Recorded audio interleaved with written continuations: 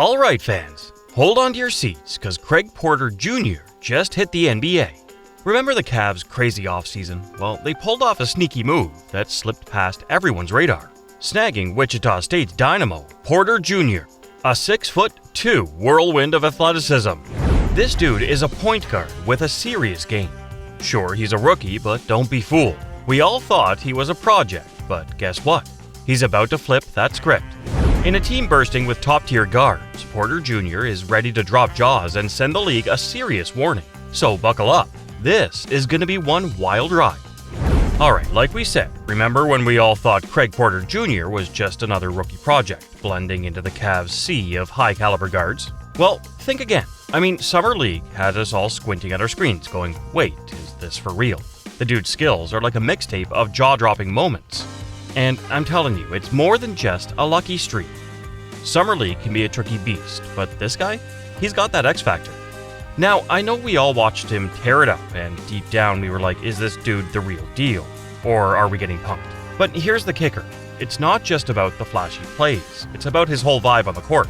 The dude's got this versatility that teams would trade their lucky charms for. And let me tell you, the teams that passed on him, they're probably regretting it right about now. Now, here's where it gets wild.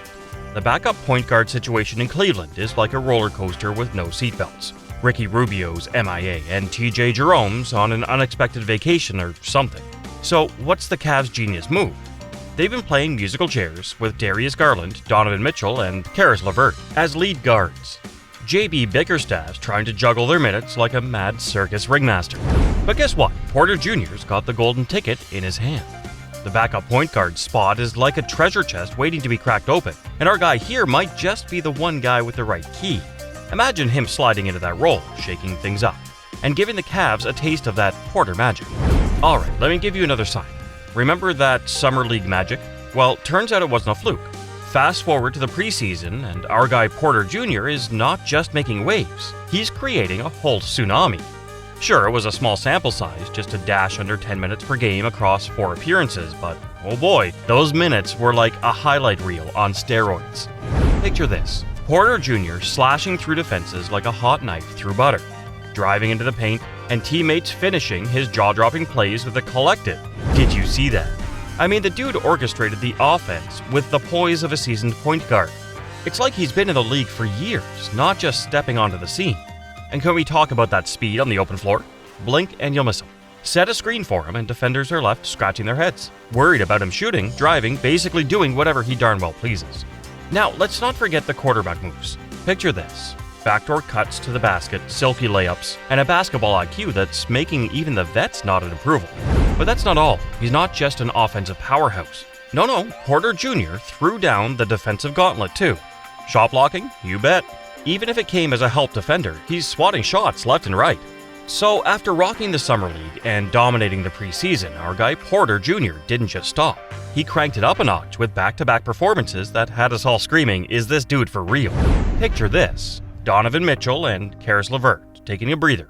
And who steps up to the plate? None other than our man Porter Jr. JB Bickerstaff must be grinning ear to ear because he's got another guard in the arsenal capable of running the show. Against Detroit, Porter Jr. showcased his attacking prowess, slashing through defenses like a ninja with a mission. But wait, there's more. The mid-range pull-up, a move that's as rare as a unicorn in today's game. Well, Porter Jr. brings it back with finesse. It's like watching a lost art being revived, and I'm here for every swish. Now let's talk about this playmaking maestro. Porter Jr. ain't just scoring, he's orchestrating a symphony on the court. Remember that spin move that left defenders dizzy? Classic. He reads the court like a storybook, setting up Jordan Yang for a triple with the precision of a veteran point guard. It's not just about the points. It's about the basketball IQ that's leaving opponents scratching their heads.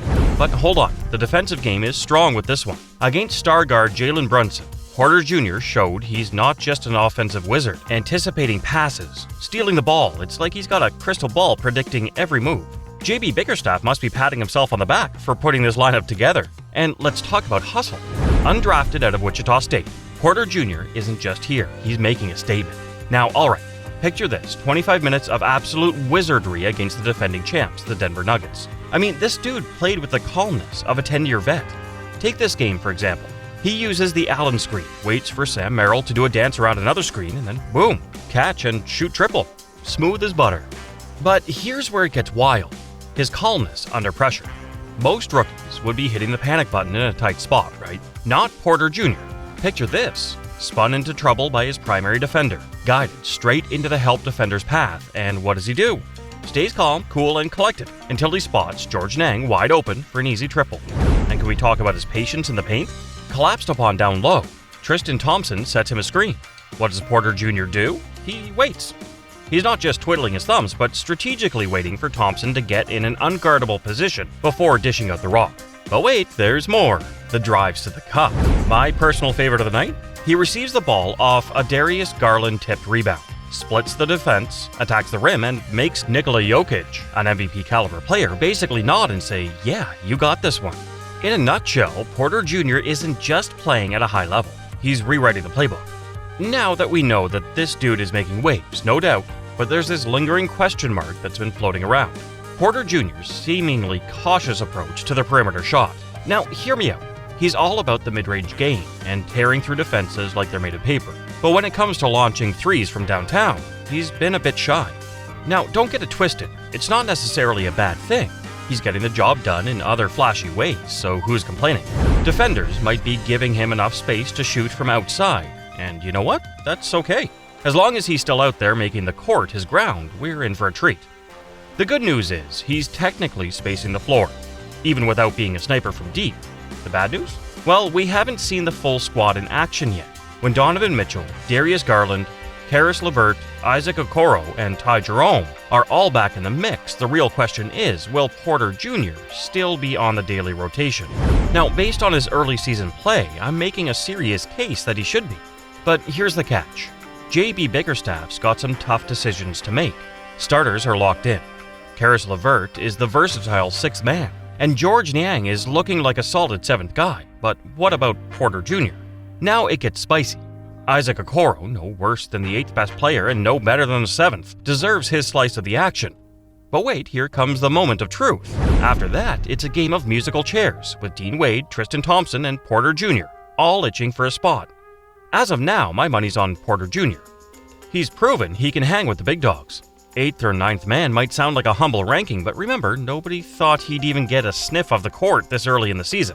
But, and there's always a but in sports, there's a bit of a roadblock. That pesky two-way contract he's on. The one that limits his NBA appearances to 50 and bars him from the postseason. Anyways, in the end, the NBA better be ready, because this kid is coming, and he's about to make some serious history. What do you guys think? Drop your thoughts in the comments section below. Anyway, we'll meet again in the next episode. Until then, see ya.